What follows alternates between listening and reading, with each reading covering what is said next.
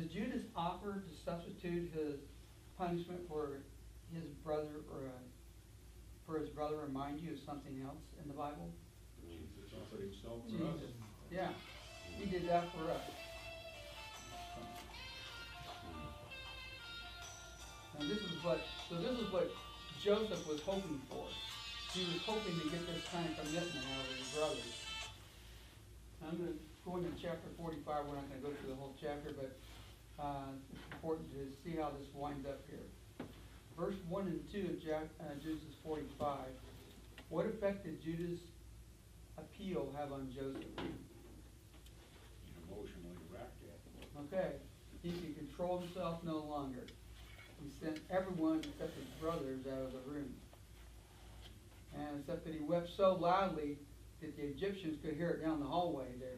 They could hear what was going on and know exactly what was happening. So verse 3, what did Joseph reveal to them? Only his brother. And who did he inquire about? His father, yeah. And what was his brother's first response? They were struck dumb by no. Yeah, they could not answer. Yeah. Because they were terrified. They were amazed. And one translation says dismayed. And it's kind of interesting. Flip over to Genesis 50, verse 15. I'll just read that. This is years later. It says, when Joseph's brothers saw their father was dead, they said, what if Joseph could bear a grudge against us and pay us back in full for all the wrongs which we did to him? So this haunted them the rest of their life. And it was hard for them to accept that Joseph would actually forgive them. It's kind of hard for us to accept forgiveness too, isn't it? Yes, it is.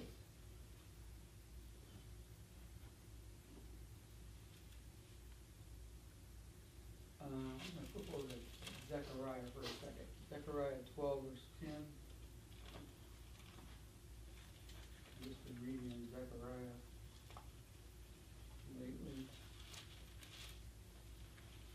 12, verse 10 says, I will pour out on the house of David and on the inhabitants of Jerusalem the spirit of grace and supplication, so they will look on me whom they have pierced, and they will mourn for him as one mourns for an only son, and they will weep bitterly over him like the bitter weeping of a firstborn. Now that's talking about when Jesus returns, he's going to reveal himself to the Jews as the actual Messiah.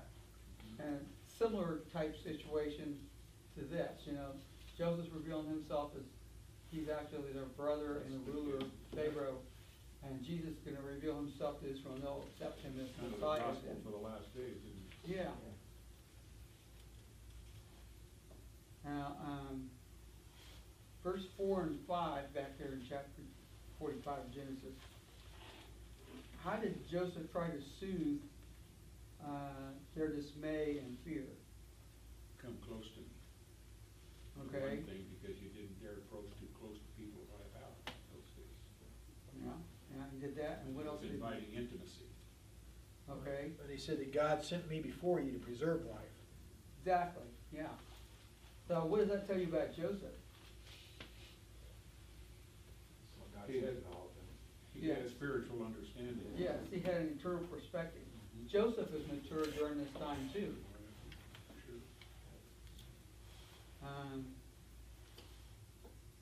You know what it doesn't say here? This speaks to that very thing. He doesn't say, see, I told you you'd be bowing down to me. No. You know, Right. I mean, see, that spiritual maturity again, Exactly. where before he kind of flaunted it, Yeah, he did. you know, That- right or wrong, but now at least he's more spiritually mature and doesn't throw it He's- back up he's- at him. He's representing this as God's plan to which he's been subjected and Right. accepted it as such, rather Right. than any cleverness on his own part. Right. So this is an example to us too. So should we have an eternal perspective in the way God is dealing with each of our lives. Amen. Where it's no accident of fate that we're in, whatever situation that we're in. God's behind it somehow. We may not see it now, but eventually we will. God is causing all things to work for good to those that are called according to his purpose, isn't he? Those who love God and call according to That's his right. purpose, yeah. That we can say that. Yep. Verse 6, You know, Mark, hang on just a second, that thing just kind of plays around in my mind. The whole thing of forgiving, if you look at the family unit, that's the biggest laboratory for spirituality of anything Yep. else that God puts us in. That's right. Mhm. You know, our jobs are tough, we have to work with people that aren't always nice to us, mhm, but we know at the end of the day, we punch out and we go home, and, you know, they have their own issues. But man, when it's brothers or sisters or cousins or whatever, No you know, I punching mean, out. you know what you know, they'll saying, I wonder how old that saying is, you know, you choose your friends, but you're stuck with your family, you know? Where in the world does that come from? It comes from this kind of thing right here, exactly. you know? Exactly. And just to say Joseph matured is true, but think about it, how hard is it for us? How many times have I heard people say, yeah, I hadn't spoke to my fill in the blank in years Mhm. because of something they did or something they said, or, and here's a guy who, you know, not only did they sell him into slavery, they thought about killing him or just leaving him, but then, well, let's make some money off of him, you know, and then they didn't know what had happened to him, and then they lied to their father, and he spends years in jail, and he says, okay, this was God. Man, to me, that's unbelievably Yeah. deep, That's not our human. because it is tendency. not. When a bad thing Um, comes, we wanna, well, why is this happening to me? Yeah. It's not intuitive, is it? Yeah. No, it's the very opposite. And so it's not just a maturity in the sense of, yeah, I've grown up. This is a deep spiritual Yes. work that God's done in his heart to be able to say, not only to see it from God's perspective, but to say, I forgive you. You know, later on, you know, somewhere on this chapter it says, you meant it for evil, but God meant it for good. It But could- it good could- night. You meant it for evil. That very thing is hard to let go of, because you know that somebody loves you as your blood, and yet they intended to do harm to you. That's tough to let go of. You know, Yeah. 13 years And, in jail seems pretty harsh, but maybe it just takes time sometimes with some Yeah, of us for yeah. God to work in us what needs Yeah. to be worked. Yeah, absolutely. I don't think there's any more evidence of God being in a person's heart than being able to forgive somebody who's done you wrong. Mhm. And I think Paul said something like that. I think he said, let us love everyone that loves is born of God. I don't know, something about forgiveness in Ephesians 4, I think, that has to do with just as Christ forgave us. Forgive ye others as Christ forgives us. I can't Ephesians remember the 4:32. full- Yes. Be kind, tender-hearted, forgiving, as Christ has Even forgiven. as, forgiving one another, even as Christ has forgiven us. So, yeah.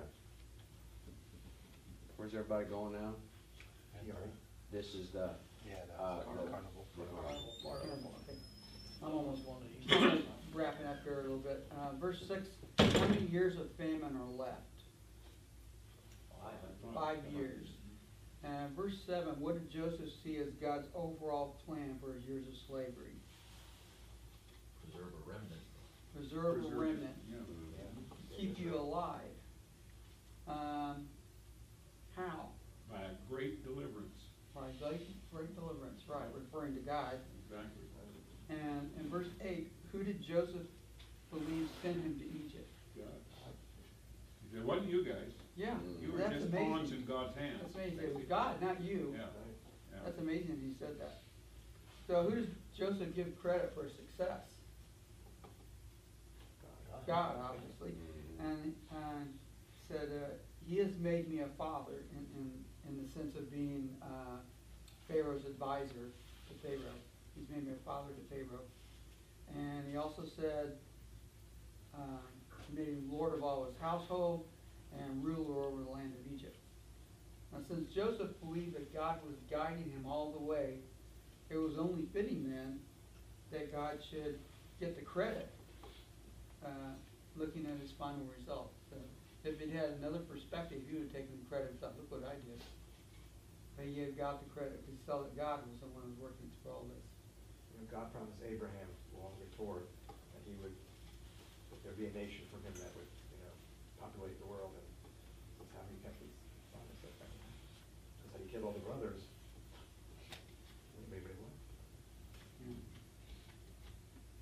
I'd like to make a comment on that verse 8 there. It says, "It was not you who sent me here, but God."